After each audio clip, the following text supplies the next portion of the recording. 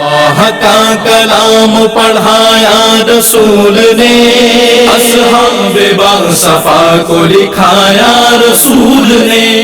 نحمدہ ونصلی علی رسولہ الکریم، اما بعد، بسم اللہ الرحمن الرحیم۔ اللہم صلی علی محمد وعلی آل محمد وبارک وسلم۔ رب اشرح لی صدری ویسر لی امری واحلل عقدۃ من لسانی یفقہوا قولی واجعل لی وزیرا من اہلی، آمین یا رب العالمین۔ ناظرین کرام، السلام علیکم ورحمۃ اللہ وبرکاتہ۔ امید آپ خیر عافیت سے ہوں گے، اور ہماری دعا ہے کہ آپ جہاں کہیں بھی ہوں، اللہ تعالیٰ آپ سب کو اور ہم سب کو اپنے حفظ و امان میں رکھے، عافیت اور سلامتی سے نوازے۔ اللہ تعالیٰ ہمارے دلوں کو نور قرآن سے منور فرمائے، قرآن پاک کو سیکھتے ہوئے، سمجھتے ہوئے، ہدایت لیتے ہوئے عمل کرنے کی توفیق عطا فرمائے۔ مضامین قرآن حکیم کا بیان جاری ہے، اور آج انشاءاللہ ہم قرآن حکیم کے 13ویں پارے کے مضامین کا خلاصہ آپ کے سامنے بیان کریں گے، اور انشاءاللہ تعالیٰ اس 13ویں پارے میں ہم دیکھیں گے کہ سورہ یوسف کی آیت نمبر 53 سے سورہ ابراہیم کی آیت نمبر 52 تک کی آیات شامل ہیں۔ درمیان میں ایک اور صورت بھی ہمارے سامنے آ جائے گی، اس کا ذکر آ جائے گا سورۃ الرعد کا۔ تو سورہ یوسف کی آیت نمبر 53 سے قرآن حکیم کے 13ویں پارے کا آغاز ہوتا ہے، اور آپ کو یاد ہوگا پچھلی نشست میں ہم نے سورہ یوسف کا مطالعہ شروع کر لیا تھا، وہاں بھی کچھ تعارف ہمارے سامنے آیا تھا۔ آئیے آج کا مطالعہ آگے بڑھاتے ہیں۔ سب سے پہلے سورہ یوسف کے حوالے سے چند نقطے تعارف کے پھر آپ کے سامنے ہم دہرا دیتے ہیں۔ بہت ہی قیمتی قصہ ہے اور بہترین قصہ جس کو قرار دیا گیا قرآن کریم میں یوسف علیہ السلام کے قصے کو، جو کہ سورہ یوسف میں بیان ہوا۔ اس کے تعارف کے حوالے سے یاد دہانی کے طور پر چند باتیں۔ اللہ تعالیٰ نے حضرت یوسف علیہ السلام کا انتہائی ایمان افروز اور سبق آموز دلچسپ قصہ بڑی وضاحت سے بیان فرمایا ہے۔ اگلا نقطہ ہے تعارف کے ذیل میں، زندگی کے بہت سے گوش و مثلاً ایمانیات، ذکر الہی، صبر، شکر، حیا، اخلاق، حسن سلوک، ہمدردی، درگزر، گھر، تجارت اور حکومت تک کے بارے میں رہنمائی عطا کی گئی ہے۔ بہت سارے نقطے علم و حکمت کے ہمارے سامنے آتے ہیں۔ اگلا نقطہ تعارف کے ذیل میں بتایا گیا ہے کہ خاتم الانبیاء سیدنا محمد مصطفیٰ صلی اللہ علیہ وآلہ وسلم ہی کامیاب رہیں گے جیسے حضرت یوسف علیہ السلام کامیاب رہے۔ داستان یوسف کا تذکرہ ہے اور داستان محمدی بیان ہو رہی ہے صلی اللہ علیہ وسلم۔ حضور صلی اللہ علیہ وسلم کی مخالفت کرنے والے ایک دن نادم ہوں گے، جیسے حضرت یوسف علیہ السلام سے حسد کرنے والے بھائیوں کو بھی نادم ہونا پڑا تھا۔ اور یہ سمجھایا جا رہا ہے مشرکین مکہ کو جو مخالفت کر رہے رسول اکرم علیہ السلام کی، ایک دن تمہیں بھی شرمندگی اٹھانی پڑے گی اور ندامت سے گزرنا پڑے گا۔ یہ نقطے پہلے بھی ہم نے آپ کے سامنے رکھے۔ آج ہم 13ویں پارے کا مطالعہ کر رہے ہیں، تو چاہا گیا کہ اس کا تعارف دوبارہ، سورہ یوسف کا تعارف دوبارہ آپ کے سامنے رکھ دیا جائے۔ آگے بڑھتے ہیں اور منتخب آیات کا مطالعہ آپ کے سامنے رکھتے ہیں۔ اس ضمن میں سب سے پہلے جس آیت کا ہم نے انتخاب کیا، یہ قرآن پاک کے 13ویں پارے کی پہلی آیت ہے، سورہ یوسف کی آیت نمبر 53۔ برائی سے بچاؤ اللہ کے فضل ہی سے ممکن ہے۔ ایسا ہی ذکر پچھلے نشست میں بھی تھا یوسف علیہ السلام کی دعا کے ذیل میں۔ اب ان کے قول کے حوالے سے ایک بات آ رہی ہے۔ سورہ یوسف کی آیت نمبر 53، اللہ تعالیٰ نے ارشاد فرمایا ہے، وَمَا أُبَرِّئُ نَفْسِي، میں اپنے نفس کو بری قرار نہیں دیتا، ان النفس لأمارۃ بالسوء، بے شک نفس تو برائی کی بڑی شدید دعوت دیتا ہے، الا ما رحم ربی، مگر یہ کہ جس پر اللہ سبحانہ و تعالیٰ میرا رب رحم فرمائے، مراد وہی محفوظ رہ سکتا ہے۔ ان ربی غفور رحیم، بے شک میرا رب اللہ سبحانہ و تعالیٰ بہت بخشنے والا، نہایت رحم فرمانے والا ہے۔ یہ سیدنا یوسف علیہ السلام کے تعلق سے کلام ہو رہا ہے، اور پھر پیغمبرانہ عاجزانہ اخلاق کا تذکرہ ہو رہا ہے کہ وقت کے پیغمبر یوسف علیہ السلام سبحان اللہ ورث کر رہے ہیں اللہ کے حضور۔ پہلے تو دعا ہم نے پڑھی، وہ جو قید خانے میں دعا تھی اس کا ذکر آیا تھا پچھلی مرتبہ۔ اب جو آیت کریمہ اس وقت ہمارے سامنے سورہ یوسف کی آیت نمبر 53 کیا ذکر آ رہا ہے، میں اپنے نفس کو بری قرار نہیں دیتا۔ نفس تو ہے برائی کی شدید دعوت دینے والا، سوائے اس کے جس پر میرا اللہ میرا رب رحم فرمائے، یعنی برائی سے بچنا اللہ ہی کی توفیق سے ممکن ہے۔ دیکھیے سورہ فاتحہ میں ہم کیا پڑھتے ہیں، ایاک نعبد، آگے کیا ہے، وایاک نستعین، اللہ ہم تیری ہی عبادت کرتے ہیں اور تجھ ہی سے مدد مانگتے ہیں۔ وہاں نقطہ سمجھنے کا کیا ہے، اللہ کی عبادت اس کی توفیق کے بغیر ممکن نہیں ہے۔ اذان کے الفاظ سنتے ہیں نا، حی علی الصلاۃ حی علی الفلاح، کیا جواب دیتے ہیں معلوم ہے نا آپ کو؟ حی علی الصلاۃ اور حی علی الفلاح کا جواب ہے لا حول ولا قوۃ الا باللہ، ہمارا خیال ہے شیطان کو بھگانے کی لا حول ولا قوت الا باللہ پڑھا جاتا ہے، نہ، اس وقت تو اعوذ باللہ پڑھتے ہیں ہم شیطان سے بچنے کے لیے، اس کے حملوں سے بچنے کے لیے. لیکن مؤذن کہتا ہے حی علی الصلاۃ، کہتے ہیں لا حول ولا قوت الا باللہ. وہ کہتا ہے حی علی الفلاح، کہتے ہیں لا حول ولا قوت الا باللہ. کیا مطلب؟ لا حول ولا قوت الا باللہ کا مطلب ہے کہ اللہ کے سوا کسی کے پاس نہ کوئی طاقت ہے اور نہ قوت ہے. مؤذن کہہ رہے نماز کی طرف آؤ، ہم کہتے ہیں اللہ کی توفیق کے بغیر ممکن نہیں، تو ہم مانگتے ہیں توفیق اللہ نماز کی توفیق دے دے. ہاں، مؤذن پکارتا ہے حی علی الفلاح، فلاح کامیابی کی طرف آؤ. کامیاب نہیں ہو سکتے جب تک کہ اللہ کی توفیق شامل حال نہ ہو، تو ہم التجا کرتے اللہ توفیق دے دے اور فلاح یعنی کامیابی، ہمیشہ کی کامیابی عطا کر دے. تو یہاں بھی سبق بتایا جا رہا ہے، سکھایا جا رہا ہے کہ برائی سے بچنا اللہ کے فضل ہی سے ممکن ہے، نیکی میں آگے بڑھنا اللہ ہی کے فضل سے ممکن ہے. تو اللہ سے نیکی کی توفیق مانگنی چاہیے اور اللہ تعالیٰ سے گناہوں سے بچنے کی التجا کرنی چاہیے. اللہ تعالیٰ مجھے اور آپ کو اس کی توفیق عطا فرمائے. اگلی آیت جس کا ہم نے انتخاب کیا سورہ یوسف کی آیت نمبر 76 ہے. یہاں ذکر آ رہا ہے تدبیر الہی کا اور تصور دین کا. دین کا وسیع تر تصور کیا ہے، اس کے حوالے سے بھی ایک بات آئے گی. اور اللہ تعالیٰ نے ایک تدبیر سکھائی تھی کس کو؟ یوسف علیہ السلام کو. یہ بات پہلے بھی ہم ذکر کر چکے، بہترین قصہ ہے قرآن پاک کا، مگر خلاصہ مضامین قرآن کے بیان میں تو وقت نہیں ہے ہمارے پاس کہ پورا قصہ بیان کیا جا سکے. وہ مشہور واقعہ ہے نا کہ اپنے بھائی یعنی چھوٹے بھائی بنیامین کے بورے میں ایک پیالہ رکھوا دیا تھا. کس نے؟ یوسف علیہ السلام نے. یاد آیا؟ اور پھر ان کے ہی بورے سے وہ دریافت ہوا، مل گیا، تو پھر بھائی کو یعنی بنیامین کو، چھوٹے بھائی کو روک لیا گیا. تفصیل آپ تفاسیر میں پڑھ لیجئے گا. البتہ اللہ تعالیٰ نے اس معاملے کی نسبت اپنی طرف فرمائی ہے کہ چھوٹے بھائی بنیامین کو روک لینے کی ایک تدبیر اللہ تعالیٰ نے یوسف علیہ السلام کو سکھا دی. اس کا ذکر ہے اس آیت کریمہ میں. سورہ یوسف کی آیت نمبر 76 ارشاد ہو رہا ہے فَبَدَأَ بِأَوْعِيَتِهِمْ قَبْلَ وِعَاءِ أَخِيهِ، پھر انہوں نے ان کے بوروں میں سے تلاشی لینا شروع کی، اپنے بھائی یعنی چھوٹے بھائی بنیامین کے بورے کی تلاشی سے پہلے. ثُمَّ اسْتَخْرَجَهَا مِنْ وِعَاءِ أَخِيهِ، پھر اسے نکال لیا اپنے بھائی کے بورے سے، یعنی پیالہ تھا. كَذَلِكَ كِدْنَا لِيُوسُف، یہ اللہ تعالیٰ ارشاد فرما رہے كَذَلِكَ كِدْنَا لِيُوسُف، یہ 3 الفاظ بہت قیمتی ہیں. اس طرح ہم نے یوسف کے لیے تدبیر فرمائی علیہ السلام. اللہ تعالیٰ فرما رہا ہے.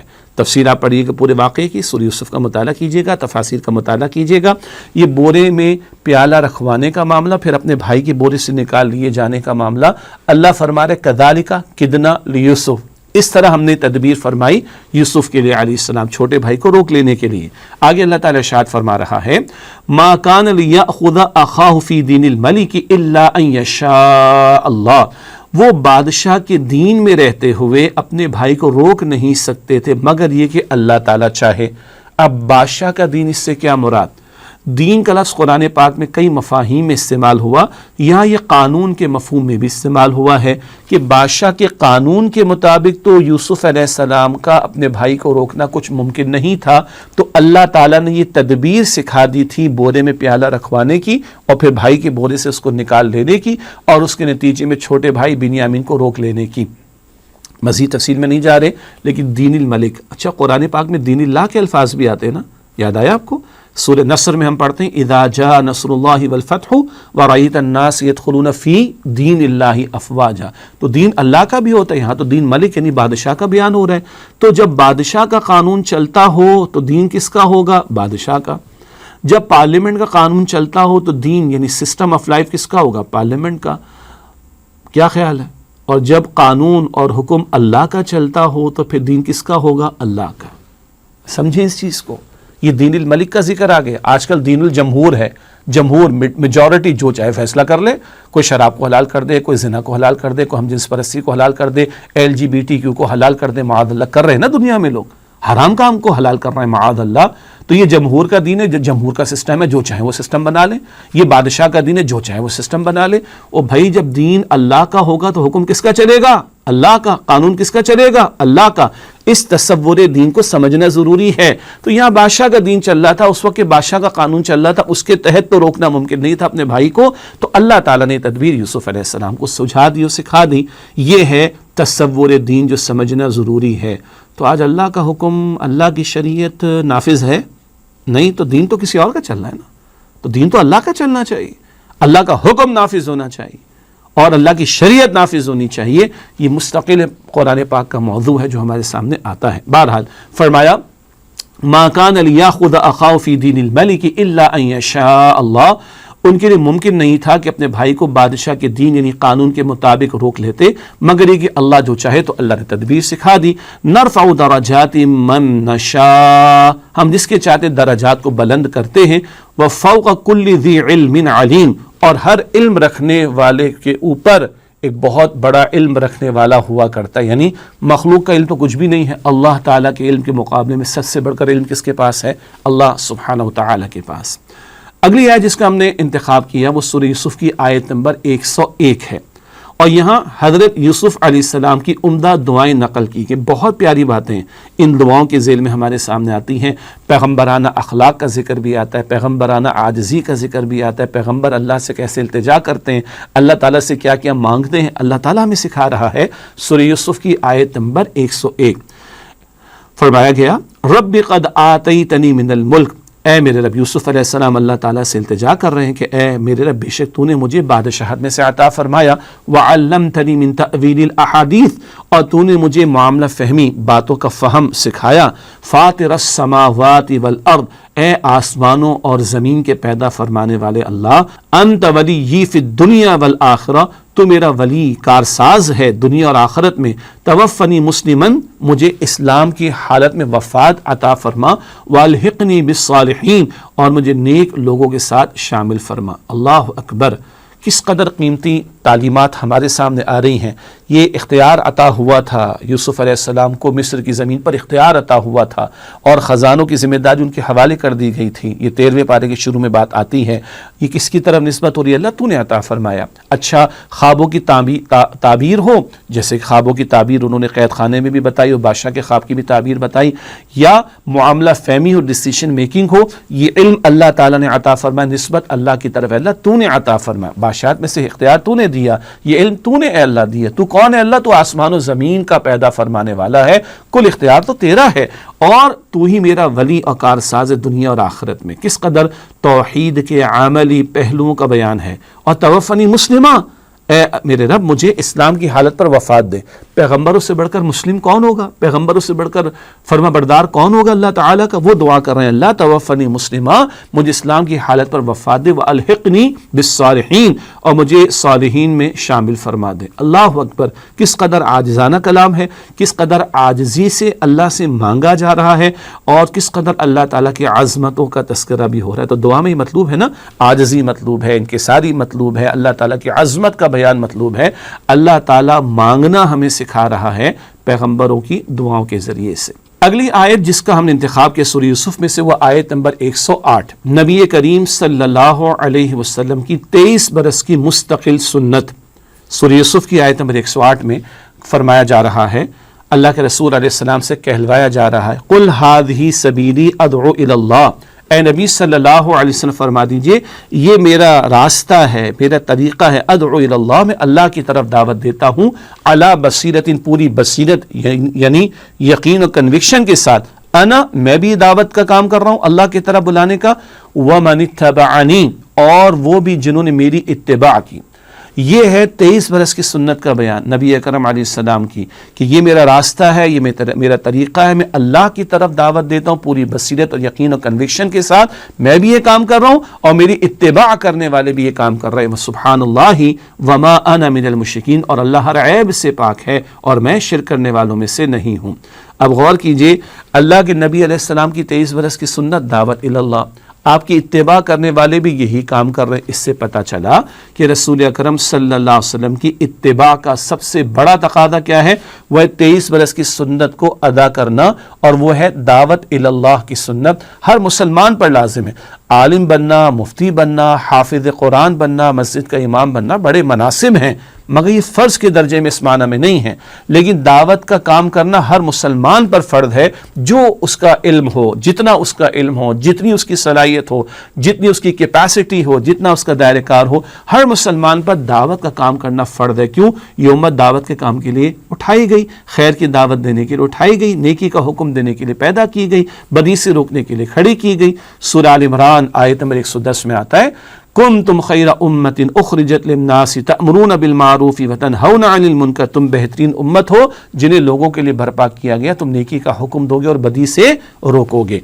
तो ये उम्मत इस काम के लिए खड़ी की गई। तो रसूल अकरम सल्लल्लाहु अलैहि वसल्लम की हर अदा हर सुन्नत कीमती, लेकिन मुस्तकिल तरीन सुन्नत 23 बरस की मुस्तकिल सुन्नत जिसमें किसी मकतब फ़िक्र में कोई इख्तिलाफ नहीं है, वो दावत इल्लाह की सुन्नत है। हाँ, दावत यकीन के साथ, कन्विक्शन के साथ। अरे दीन को पढ़ेंगे तो दीन का काम कर सकेंगे ना, यकीन के साथ कुरान पाक को समझेंगे, यकीन की कैफियत पैदा होगी, बसीरत पैदा होगी, कन्विक्शन पैदा होगा, तो आगे काम कर सकेंगे। लेकिन ये काम करना है, फ़र्ज है, और ये काम पूरे कन्विक्शन और बसीरत के साथ करना है। अल्लाह ताला मुझे आपको हम सबको इसकी तौफीक अता फरमाए।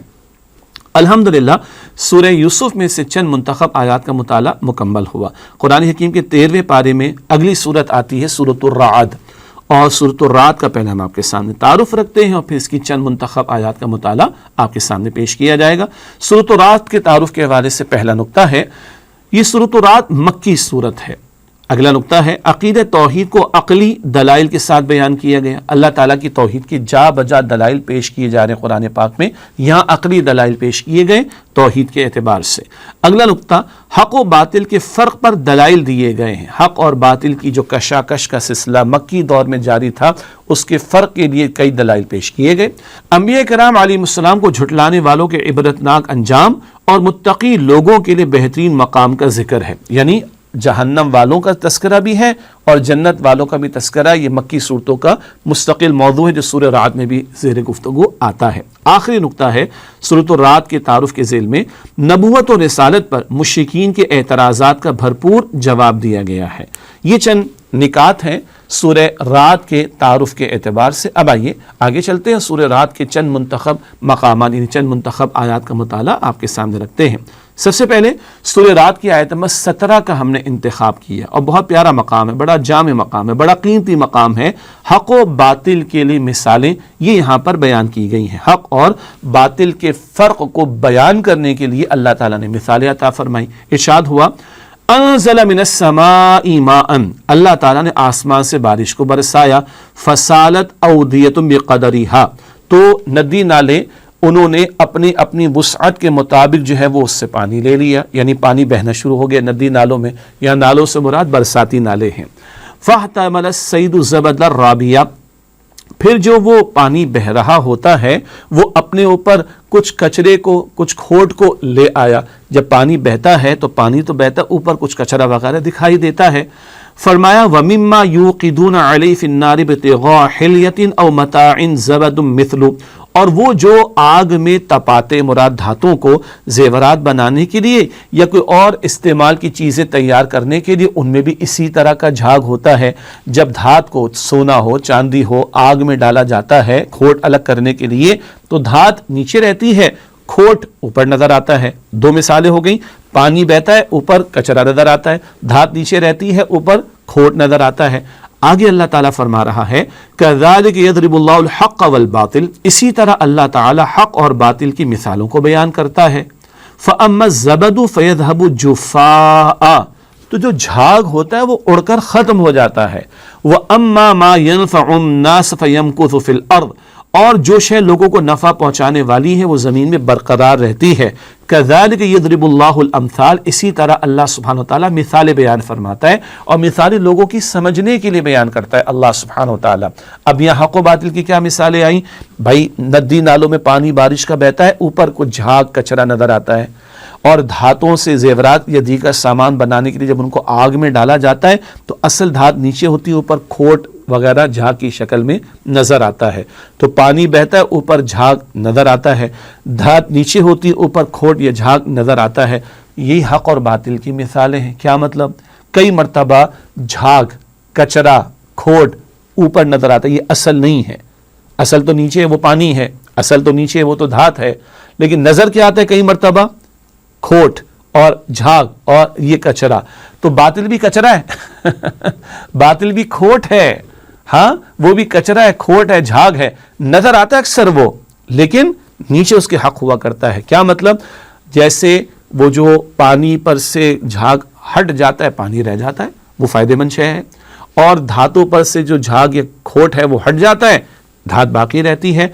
تو باطل بھی جھاگ کی طرح بیٹھ جاتا ہے، باطل بھی جھاگ کی طرح اڑ جاتا ہے، کھوٹ کی طرح، کچرے کی طرح ختم ہو جاتا ہے، حق باقی رہتا ہے، اور جو شے لوگوں کو نفع پہنچانے والی ہے وہ زمین میں برقرار رہتی ہے۔ تو حق کی بات، وحی کی تعلیم، اللہ کی تعلیم، خالق کی تعلیم، ہدایت کی بات، یہ برقرار رہے گی۔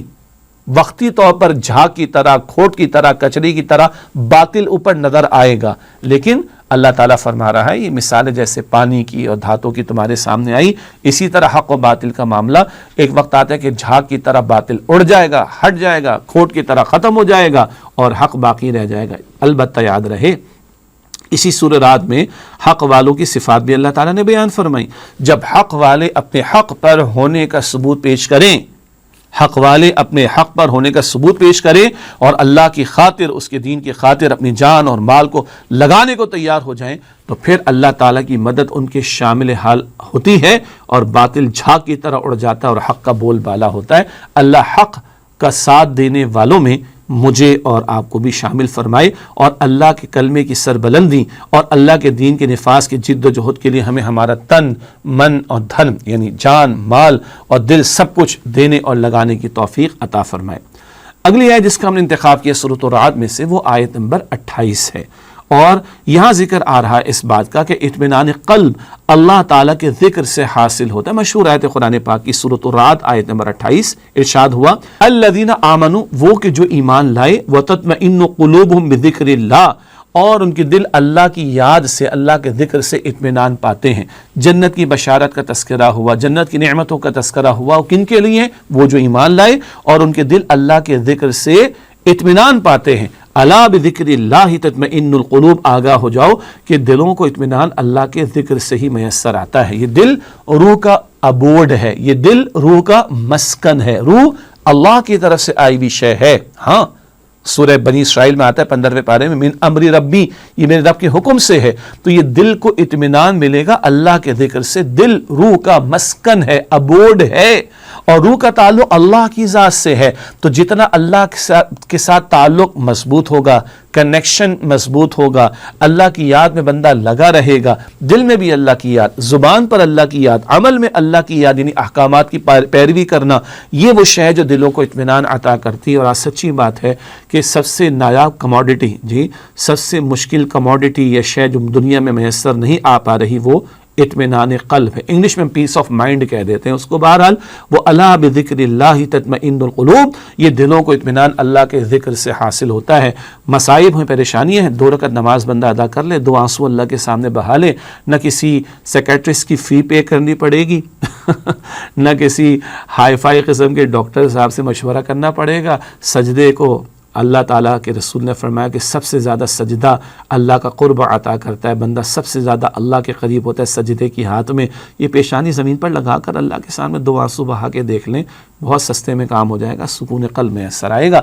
اللہ اپنے ان بندوں میں ہمیں شامل رکھے جو کثرت سے اللہ تعالیٰ کا ذکر کرنے والے ہوں۔ یہ سورہ رعد کی 2 آیات منتخب کر کے ہم نے آپ کے سامنے رکھی۔ اب آئیے کہ حاصل کلام کے طور پر جن آیات کو ہم نے تھوڑی سی تشریح کے ساتھ سمجھا، ان آیات کے حوالے سے ٹیک اوے جو لیسنز ہوتے ہیں ان کو سمجھیں۔ پہلا نقطہ، اللہ تعالیٰ کی توفیق کے بغیر برائیوں سے بچنا ممکن نہیں۔ یوسف علیہ السلام کا قول بھی سامنے آیا۔ اجتماعی معاملات میں جس کا قانون جاری ہو، دراصل دین یعنی نظام اسی کا چلتا ہے۔ بادشاہ کا قانون چل رہا ہے تو بادشاہ کا دین ہے، جمہور کا دین قانون چل رہا ہے تو جمہور کا دین ہے۔ اللہ کا حکم نافذ ہوگا، اللہ کا قانون نافذ ہوگا تو دین اللہ کا ہوگا۔ تیسرا نقطہ، اللہ تعالیٰ سے اسلام کی حالت پر خاتمے اور نیک لوگوں میں شامل کیے جانے کی دعا کا اہتمام کرنا چاہیے۔ یہ بھی یوسف علیہ السلام کی دعا ہم نے سمجھی تھی۔ نبی کریم صلی اللہ علیہ وسلم کی 23 برس کی سنت، دعوت اللہ کے فریضے کو انجام دینا ہے۔ اللہ اس سنت کو ادا کرنے کی ہمیں توفیق عطا فرمائے۔ باطل پانی کے جھاگ کی طرح غالب دکھائی دیتا ہے، مگر آخر کار باطل جھاگ ہی کی طرح اڑ جاتا ہے اور حق غالب آتا ہے۔ یہ حق و باطل کی مثالیں ہم نے جانی۔ سکون اور اطمینان قلب کا اصل ذریعہ اللہ تعالیٰ کی یاد ہے۔ مال سے سکون نہیں ملتا، مال زیادہ ہوتا ہے تو کبھی ہارٹ بیٹ بڑھ بھی جاتی ہے بعض لوگوں کی. سکون اور اطمینان قلب کا ذریعہ اور اصل ذریعہ وہ اللہ تعالیٰ کی یاد ہے, اللہ تعالیٰ کا ذکر ہے.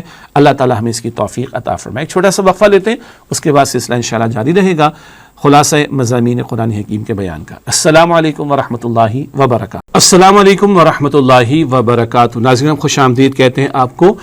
خلاصہ مضامین قرآن حکیم کا سلسلہ جاری ہے. آج ہم قرآن حکیم کے 13ویں پارے کے مضامین کا خلاصہ آپ کے سامنے رکھ رہے ہیں. اب بات آگے بڑھے گی اور سورہ ابراہیم کا ہم آغاز کریں گے. قرآن حکیم کے 13ویں پارے میں سورہ ابراہیم کی آیت نمبر 1 تا 52 یہ آیات شامل ہیں. آئیے ہم اپنا مطالعہ آگے بڑھانے کی کوشش کرتے ہیں اور سورہ ابراہیم کا تعارف پہلے آپ کے سامنے رکھیں گے. ہمیشہ کی طرح اب سورت کا آغاز کرتے تو تعارف رکھا جاتا ہے آپ کے سامنے. سورہ ابراہیم کے تعارف کے حوالے سے پہلی بات, سورہ ابراہیم مکی سورت ہے اور یہ مکی صورتوں کا ایک سلسلہ جو مستقل جاری ہے. انبیاء کرام علیہم السلام اور ایمان والوں پر اللہ تعالیٰ کے خاص فضل کے ظہور اور منکرین کی تباہی و بربادی کا ذکر کیا گیا ہے. مکی صورتوں میں مستقل مضامین آپ اور ہم جانتے ہیں, توحید کا تذکرہ, آخرت کا بیان, رسالت کے حوالے سے گفتگو. رسالت کے بیان کے ذیل میں پیغمبروں پر ایمان لانے والے اور پیغمبروں کا انکار کرنے والے ان دونوں گروہوں کا تذکرہ آتا ہے. تو سورہ ابراہیم میں بھی اللہ تعالیٰ کے نیک بندوں پر اللہ تعالیٰ کے خاص فضل کے ظہور کا تذکرہ اور پیغمبروں کی دعوت کا رد کرنے والوں کی تباہی بربادی کا ذکر کیا گیا ہے. حضرت موسیٰ علیہ السلام اور سابقہ رسولوں کی اپنی قوموں کے ساتھ کشمکش کا بیان ہے. یہ مستقل موضوع ہے جو مکی صورتوں میں دکھائی دیتا ہے. دنیا داروں کو رہنما بنانے اور شیطان کے جھوٹے وعدوں اور تسلیوں پر یقین رکھنے والوں کا حال بیان کیا گیا ہے. تو دنیا پرستی میں مبتلا ہو جانے والے وہ شیطان کے پیروکار بن جاتے ہیں اور ان کا حشر کیا ہونا ہے قیامت کے دن, اس کے بارے میں تفصیل بھی آئی ہے. اور شیطان کی پوری تقریر ہے جو اللہ تعالیٰ نے سورہ ابراہیم میں نقل کی ہے, اور وہ کہے گا کہ اللہ نے جو وعدے کیے تھے وہ سچے تھے, میں نے جو وعدے کیے تھے جھوٹے تھے. آج میں تمہاری کوئی داد رسی نہیں کر سکتا, میں بھی جہنم میں, تم بھی میرے ساتھ جہنم میں. استغفر اللہ. اللہ شیطان کے حملوں اور اس کی پیروی سے ہم سب کی حفاظت فرمائے. اگلا نقطہ تعارف کے حوالے سے ہے, اللہ تعالیٰ کی بے شمار نعمتوں کے ذکر کے ذریعے اللہ تعالیٰ کی یاد دلائی گئی ہے. اللہ تعالیٰ کی نعمتوں کو شمار کرنا بھی ممکن نہیں, جا بجا ان نعمتوں کا ذکر کر کے اللہ تعالیٰ کی یاد دلائی جا رہی ہے. ایک اور اہم مقام ہے اور ایک اور اہم بات ہے اس سورہ ابراہیم میں, حضرت ابراہیم علیہ السلام کی عظیم دعاؤں کا ذکر. پورا ایک رکوع ہے, سیکنڈ لاسٹ رکوع سورہ ابراہیم کا, یعنی آخر سے پہلے والا رکوع جس میں ابراہیم علیہ السلام کی عظیم دعائیں ذکر کی گئیں. اور آخری نقطہ ہے سورہ ابراہیم کے تعارف کے حوالے سے قیامت کا ہیبت ناک حال بیان کیا گیا ہے. بڑا یعنی ایک ہیبت ناک کیفیت کا پہلو ہے جو اس مقام پر بیان کیا گیا ہے, جس میں یہ بھی ہے کہ گندک کے کرتے ہوں گے جس میں آگ بھڑکے گی, جو جہنم والوں کو پہنائے جائیں گے. اللہ تعالیٰ جہنم کے عذاب سے ہم سب کی حفاظت فرمائے. یہ سورہ ابراہیم کے تعارف کے حوالے سے چند باتیں تھیں جو میں نے آپ کے سامنے رکھی. اب ہم آگے چلتے ہیں اور ترتیب کے مطابق چند منتخب آیات کا مطالعہ آپ کے سامنے رکھتے ہیں. سب سے پہلے جس آیت کا ہم نے انتخاب کیا سورہ ابراہیم میں سے, وہ سورہ ابراہیم کی آیت نمبر 22 ہے. شیطان کی تقریر کا تذکرہ ہے اور شیطان کا فریب ہے اس تقریر کے دوران میں جو بیان کیا جا رہا ہے جس کو قرآن پاک نے نقل کیا. سورہ ابراہیم آیت نمبر 22 ارشاد ہوا, وقال الشیطان لما قضی الامر, اور جب معاملہ چکا دیا جائے گا تو شیطان کہے گا آخرت میں فیصلے ہو جائیں گے, یہ جنت والے ہیں یہ جہنم والے ہیں, معاملہ چکا دیا جائے گا, فیصلے کر دیے جائیں گے, نتائج بتا دیے جائیں گے. اب شیطان کہے گا ان اللہ وعدکم وعد الحق, بے شک اللہ تعالیٰ نے تم سے سچا وعدہ کیا تھا, ووعدتکم, اور میں نے بھی تم سے وعدے کیے تھے, فاخلفتکم, میں نے وعدوں کی خلاف ورزی کی. کیوں؟ شیطان تو ہے جھوٹا, تو اس کے وعدے بھی کیا ہیں؟ جھوٹے ہیں. وما کان لی علیکم من سلطان الا ان دعوتکم فاستجبتم لی, اور میرا تم پر کوئی زور نہیں تھا کہ میں تم سے اپنی بات منوا ہی لیتا, سوائے اس کے کہ میں نے تمہیں پکارا, میں نے تمہیں دعوت دی, تم نے میری دعوت قبول کر لی. تم چاہتے تو رحمان کی دعوت قبول کرتے, لیکن شیطان کہہ رہا ہے, کہے گا بلکہ قیامت کے دن تقریر کرے گا. اس تقریر کو اللہ نے آج نقل کر کے ہمیں بتا دی, کل یہ پیش آنے والا ہے معاملہ کہ میں نے جھوٹے وعدے کیے تھے, میرا تم پر کوئی زور نہیں تھا, بس میں نے تمہیں پکارا تھا. الذی یوسوس فی صدور الناس, وسوسے ڈالے تھے, دعوت دی تھی, پکارا تھا, انویٹیشن دیا تھا, تم نے میری دعوت قبول کر لی. فلا تلومونی ولوموا انفسکم, مجھے ملامت نہ کرو, مجھے برا بھلا نہ کہو, اپنے آپ کو ملامت کرو. اپنے آپ کو برا بھلا کہو. یہ اللہ تعالیٰ کا سچا کلام قرآن پاک. اللہ تعالیٰ تقریر نقل کر رہا ہے جو شیطان کرے گا قیامت کے دن. اللہ تعالیٰ آج ہمیں بتا رہا ہے کیا کہے گا شیطان, فلا تلومونی ولوموا انفسکم, مجھے ملامت نہ کرو اپنے آپ کو ملامت کرو. آج ہم کہتے ہیں شیطان نے مروا دی, یہ کر دیا. شیطان دشمن تو ہے ہمارا, مگر اس کو پھونکے مارنے کی اجازت ہم ہی تو دیتے ہیں. جی وہ منوا نہیں سکتا, وہ انوائٹ کر سکتا ہے, دعوت دے سکتا ہے, وہ فریب کر سکتا ہے, ہمارے ساتھ دھوکہ دینے کی کوشش کر سکتا ہے, مگر اس کو آنے کا موقع ہم ہی دیتے ہیں. جی قرآن کریم میں سورہ زخرف کی آیت نمبر ہے 36, سورہ زخرف آیت 36, وَمَنْ يَعْشُ عَنْ ذِكْرِ الرَّحْمَنِ نُقَيِّدْ لَهُ الشَّيْطَانًا فَهُوَ لَهُ قَرِينٌ, جو رحمان کے ذکر اور یاد سے ہٹتا ہے ہم اس پر ایک شیطان مسلط کر دیتے ہیں, وہ اس کا ساتھی بن جاتا ہے. ہم جب اللہ کو بھلاتے ہیں, اللہ تعالیٰ کی طرف سے غافل ہو جاتے ہیں, اللہ تعالیٰ کو بھلا بیٹھتے ہیں, تو شیطان کو در اندازی کا, اندر آنے کا موقع ملتا ہے. اللہ ہم سب کی حفاظت فرمائے. ایک گلاس ہو خالی ہے تو جو چاہے اس میں ڈال دیں, جو چاہے اس میں بھر دیں.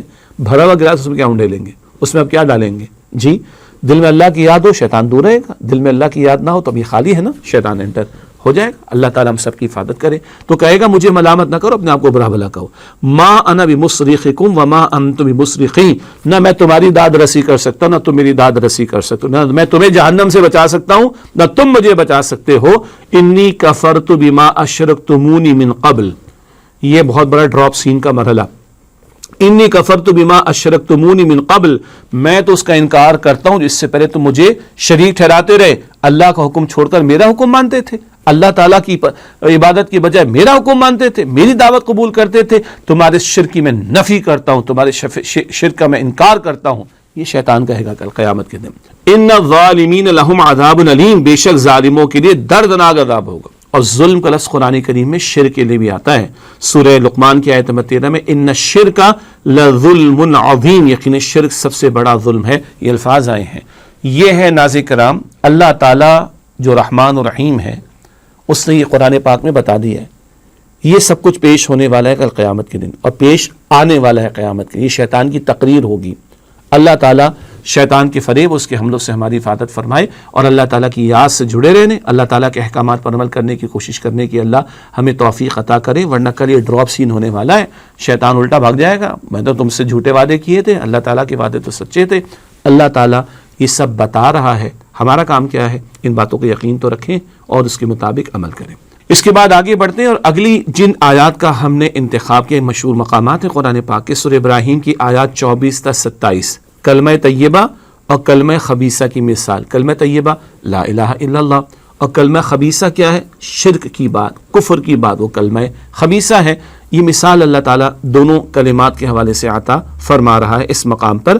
سورہ ابراہیم کی آیات 24 تا 27 ارشاد ہوا, الم تر کیف ضرب اللہ مثلا کلمۃ طیبۃ, کیا آپ نے نہیں دیکھا کہ اس طرح اللہ تعالیٰ نے ایک پاکیزہ کلمے کی مثال کو بیان فرمایا, کشجرۃ طیبۃ, جیسے کہ پاکیزہ درخت ہو, اصلها ثابت, اس کی جڑ زمین میں مضبوط ہے, وفرعها فی السماء, اور اس کی شاخیں آسمان میں پھیلی ہوئی ہیں, تؤتی اکلها کل حین باذن ربها, وہ اللہ تعالیٰ کے حکم سے, اپنے رب کے حکم سے ہر موسم میں خوب پھل عطا کرتا ہے.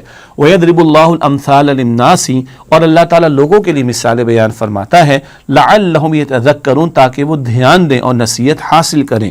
کلمہ طیبہ کیا ہے, یہ کلمہ لا الہ الا اللہ, جس کو ہم کلمہ شہادت بھی کہتے ہیں, اشہد ان لا الہ الا اللہ, جس میں اللہ کی توحید کی گواہی کا ذکر ہے, اسے کلمہ طیبہ کہا جا رہا ہے. بچپن سے ہمیں معلوم ہے اول کلمہ طیب, طیب مانے پاک, لا الہ الا اللہ محمد رسول اللہ, سب کو یاد ہے نا. اس کی مثال اللہ تعالیٰ دے رہے, کیسے, جیسے کہ ایک درخت ہو, جڑ زمین میں مضبوط, شاخیں آسمان میں پھیلی ہوئی, اور ہر موسم میں وہ اللہ کے حکم سے پھل عطا کرتا ہے. کیا مطلب, یہ بندہ مومن کے دل میں جو ایمان ہے اس کے لیے اللہ تعالیٰ ایک مثال بیان کر رہا. وہ جو بندہ مومن اللہ کی توحید پر ایمان رکھتا ہے اور اس کے ساتھ کسی کو شریک نہیں کرتا, اس کی مثال اللہ تعالیٰ بیان کر رہا ہے. یہ ایمان دل میں مضبوط ہو تو نیک اعمال کی فصل اگنا شروع ہو جائے گی, اور یہ فصل پورے عالم کے لیے نفع کا باعث ہوگی, اور ہر موسم میں ایمان والا بندہ اس کا کردار بڑا عمدہ ہوگا, ہر معاملے میں اس کا کردار بڑا عمدہ ہوگا. جیسے بھی حالات آ جائے کردار بہت عمدہ ہوگا. ہر قسم کے معاملات میں, لوگوں سے ڈیل کرنے میں, لوگوں سے معاملہ کرنے میں اس کا کردار بہت اچھا ہوگا جو سامنے آئے گا. جیسے ایک ایسا درخت ہر موسم میں وہ پھل دے, ایسے ہی بندہ مومن، صاحب ایمان بندہ، اللہ کی توحید پر کاربند بندہ، اس کا کردار بھی ہر موسم میں بہت عمدہ ہوگا۔ یہ کلمہ طیبہ کی مثال آ گئی۔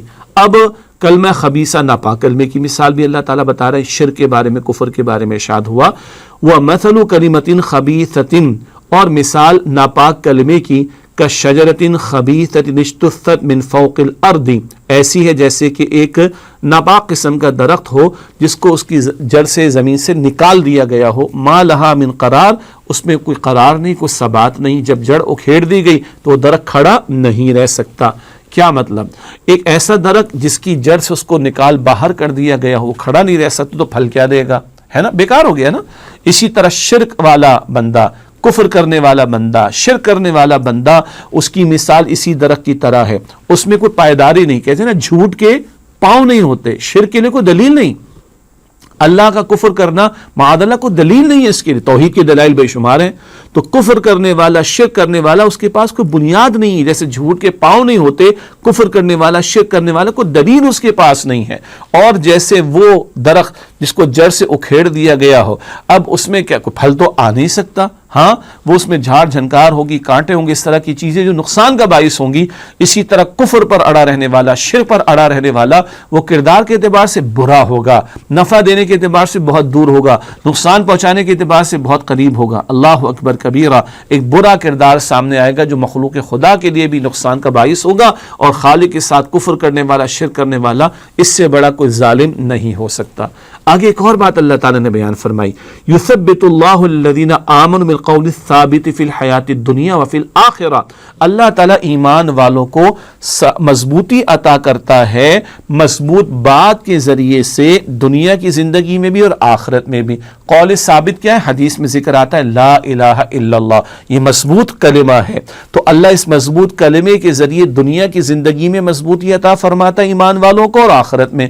دنیا میں کیا ہے؟ توحید پر کاربند ہوگا تو کردار عمدہ ہوگا، اعمال اچھے ہوں گے، یہ بندہ دوسروں کے لیے نفع کا باعث بنے گا، نقصان کا باعث نہیں بنے گا، اور بدلتے حالات میں باوقار رویہ بھی سامنے آئے گا۔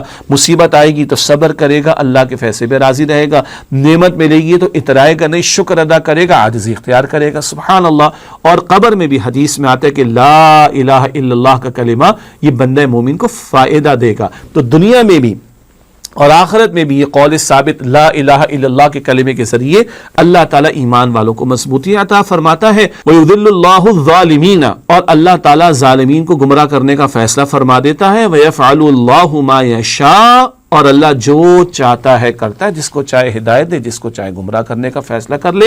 جس میں طلب و طلب سچی ہوگی، ہدایت کا طلبگار ہوگا، اللہ کلمہ توحید کی توفیق عطا کر دے گا، مضبوطی عطا کر دے گا۔ جو ظلم کی روش پر آئے گا، شرک کی روش پر آئے گا، کفر کی روش پر آئے گا، جانتے بوجھتے حق کو رد کرے گا، اللہ تعالیٰ اس کی گمراہی کا فیصلہ کر دے گا۔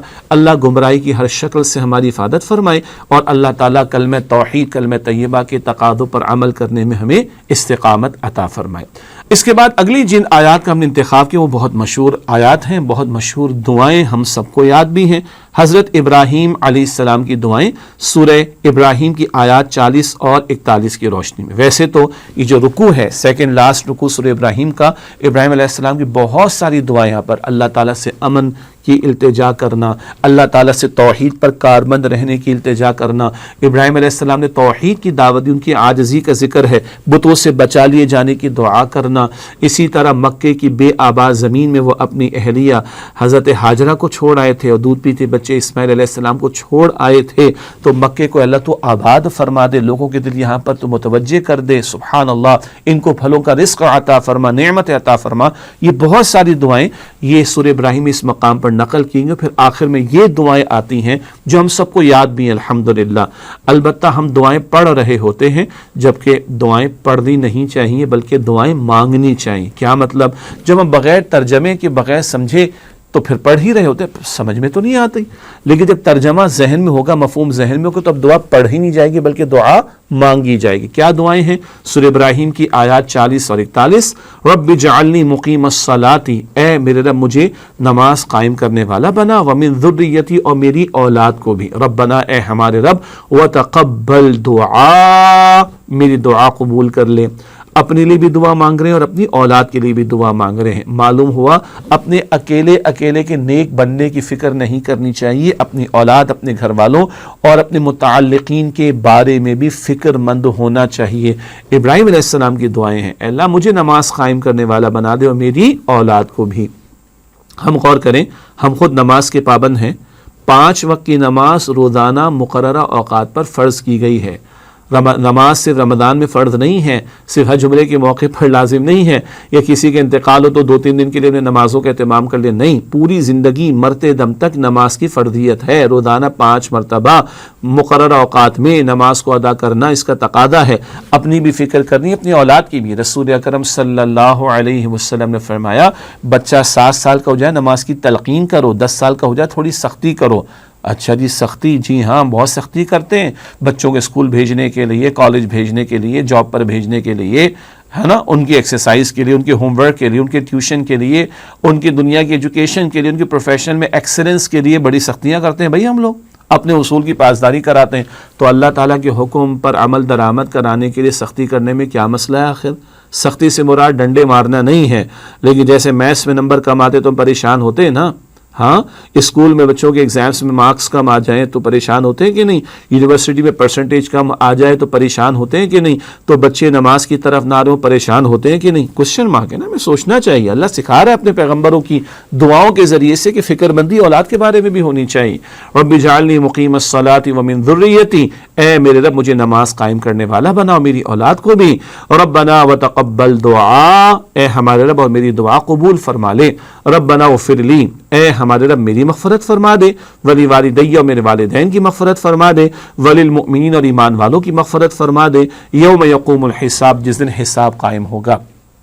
دعاؤں میں بڑھایا جانا چاہیے معاملہ، اپنے لیے دعا، اپنے والدین کے لیے دعا اور تمام ایمان والوں کے لیے دعا، پھر مزید تفصیل ہوگی، بیویوں کے لیے دعا، اولاد کے لیے دعا، بھائیوں کے لیے، بہنوں کے لیے، دوستوں کے لیے، رشتہ داروں کے لیے، بڑوں کے لیے، چھوٹوں کے لیے، اساتذہ کے لیے، طلباء کے لیے اینڈ سو آن، محبت کرنے والوں کے لیے، محسنین کے لیے اینڈ سو آن۔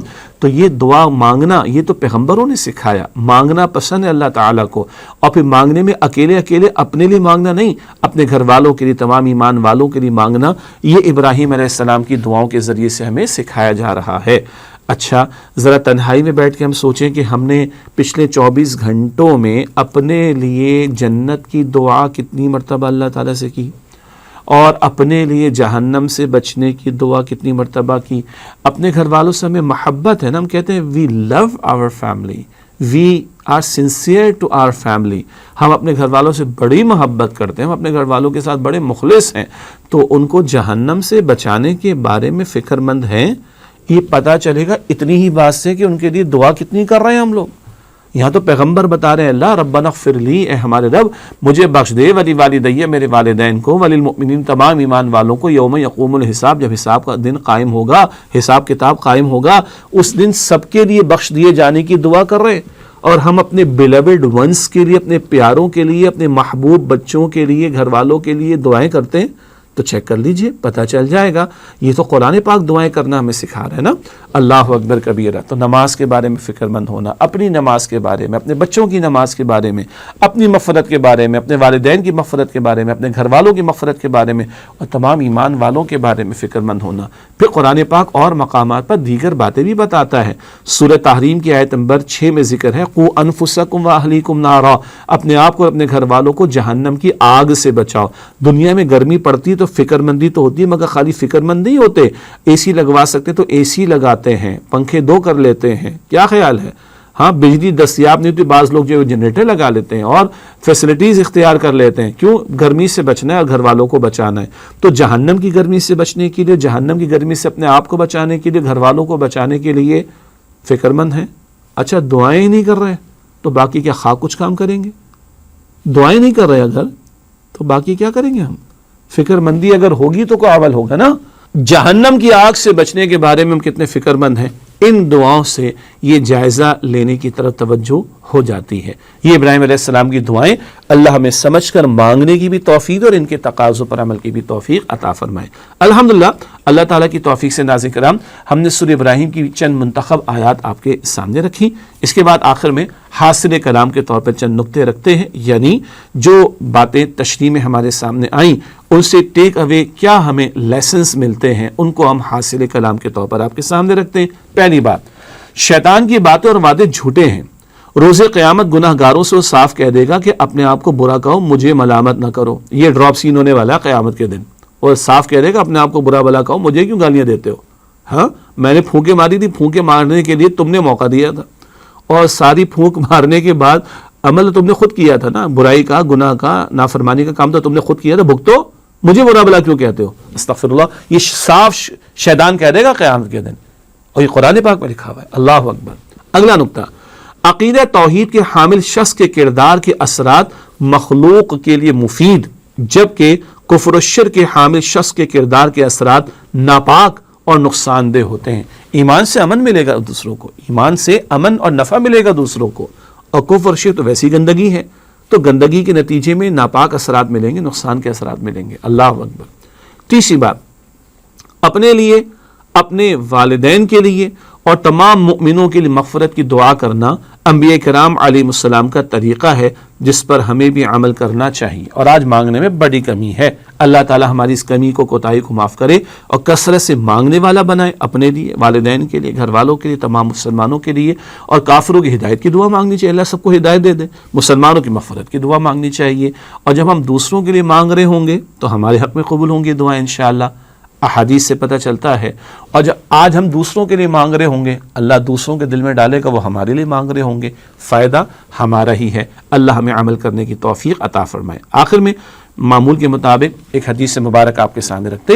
فرمان نبوی صلی اللہ علیہ وآلہ وسلم، رسول اکرم صلی اللہ علیہ وسلم نے ارشاد فرمایا، قرآن کریم پڑھا کرو، بے شک یہ اپنے پڑھنے والے کے لیے روز قیامت شفاعت کرنے والا بن کر آئے گا. یہ صحیح مسلم شریف کی روایت ہے. اور قرآن پاک کی تلاوت روزانہ کرنی چاہیے، ہماری روح کی غذا ہے. اور نماز کے علاوہ بھی تلاوت کرنی چاہیے.